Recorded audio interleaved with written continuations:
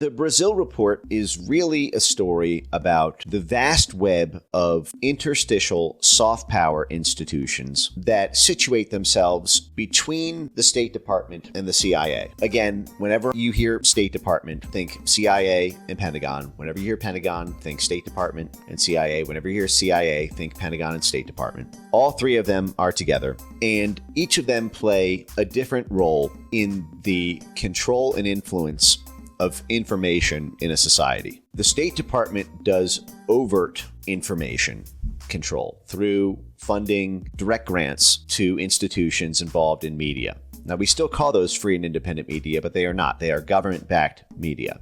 The Pentagon is involved in information control through its psychological operations. And the Central Intelligence Agency is the underside of the State Department that does information control and influence, stories, propaganda, and now censorship work through covert activity. So you have overt activity from the State Department, psychological operations from the Pentagon, and covert activity from the Central Intelligence Agency. Now, situated between the State Department and the CIA are a vast web of what we call soft power institutions. And soft power institutions are the alternative to hard power. We have hard power, which is what governed interstate power in the Age of Empire in the medieval period, all the way up through the Industrial Age, all the way up until the end of World War II. When empire was declared to come to an end, we set up the rules-based international order, and what came out of that was a new way of empire through democracy. Democracy is nominally about the hearts and minds of people, determining the government rather than a military junta. But what happens when a government doesn't do what you like? Or what happens when another military is threatening to you or your control over natural resources? And the easiest way to defeat that military is simply to regime change that country's government so that the newly installed leader can then stand down the military. Well, we created an apparatus to be able to wage soft power war starting in the late 1940s. So soft power is about control over hearts and minds and getting citizen groups in other countries to manipulate enough of the other country's population to be able to ultimately control its government. That is essentially the story of the Brazil situation through, at the top level, three organizations: the State Department, USAID, and the National Endowment for Democracy. The National Endowment for Democracy and USAID sit in between, essentially, the State Department and the CIA. And I bring up this history because the video we're about to watch today is from 2017, D4, Can Democracy Withstand Information Revolution? By the Global Security Group, GlobSec, which is a blob entity, as you can imagine. This video only has 644 views, and I'm probably about 600 of them. This was streamed live on GlobSec's YouTube channel on May 27th, 2017. This was right in the period when the censorship industry was consensus building about its ultimate structure, the structure we live under today. And I'm just going to read the description.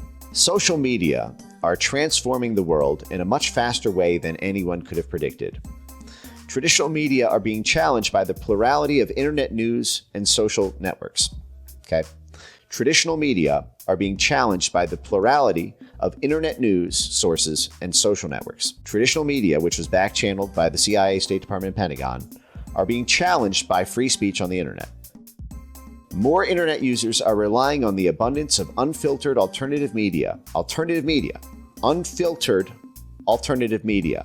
That is how this group, who you'll meet in a second here, are defining the enemy. Unfiltered alternative media that often spread fake news or propaganda. Search engines and social media work with algorithms that personalize visible content, thus preventing exposure to differing views and reinforcing the confirmation bias. Research shows that populist, again, there's the enemy of globalism, populism, the popular will of the people, notwithstanding the consensus of institutions.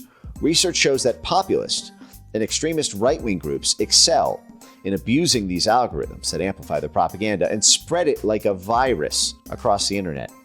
Populist propaganda spreading like a virus across the internet, challenging the grip over hearts and minds that traditional media has. By the way, we know this narrative well. We hear it every day now. You did not hear it every day in 2017. This is the origin of this network that you're going to meet here. What can be done to protect internet users from fake news, lies, and propaganda? How can this be done without introducing censorship and impeding freedom of speech? And you will see how quickly they abandoned the guise of not having to use censorship.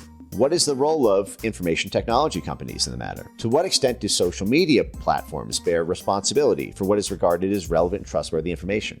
How can we fight extremist groups, not terrorist groups? Extremists, meaning you, if you voted for Donald Trump.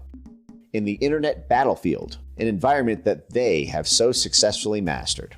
Well, you may be familiar with this language from esoteric academics or wonkish, anodyne Washington Post reporters. But this is the topic as it was introduced in mid-2017 by the following group of people.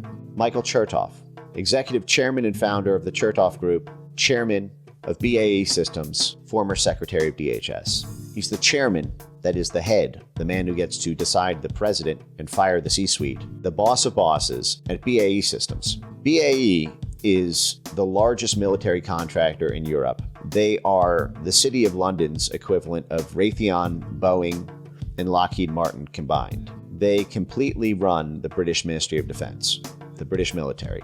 Our military industrial complex that we refer to in the US, in the UK, they don't have a military industrial complex, so to speak. They have BAE Systems, which is the entire military industrial complex of the United Kingdom. A lot of great books on BAE Systems if you ever want to read it. And he was the first full-time head of the Department of Homeland Security. After Tom Ridge was only on term for 2 years, from 2003 to 2005, Michael Chertoff was from 2005 to 2009. He's the architect of DHS, and he is in many ways one of the godfather architects of the censorship industry. He's a running character in this origin story. He's a director at the Atlantic Council. He co-runs the Aspen Institute's cyber working group, their censorship coordinator. He's affiliated with Brookings, frequently speaks with CSIS, all of the major universities, and all of the major government departments. From the intel agencies into DHS, where the first American censorship agency was created. And if you remember Nina Jankowicz, the sort of talk of the town, the sort of Harry Potter rock band girl who sung the song about who do I need to blow to make it to the top, and then was slotted in as the head of the Disinformation Governance Board, which only went down in flames because they gave it the wrong name. Do you remember who became the interim head of the Disinformation Governance Board when Nina Jankowicz was fired? It was Michael Chertoff. Nina Jankowicz came from the Wilson Center and came from this CIA, British intelligence underbelly called the Integrity Initiative that went down in flames with leaked documents in 2018. And she's a scion of Chertoff. Chertoff was the real force behind the Disinformation Governance Board. Christopher Walker, who's the VP at the National Endowment for Democracy. The National Endowment for Democracy is the top CIA cutout in the entire arsenal of U.S. soft power institutions. The National Endowment for Democracy was created at a time when the CIA's name was dirt, right after the Church Committee hearings in 1975 and 1976. The CIA was badly weakened. Jimmy Carter had fired 30% of the operations wing of the CIA. Ronald Reagan's foreign policy staff wanted the CIA to have the fangs back that it had in the 1960s and 70s. They couldn't pull it off politically.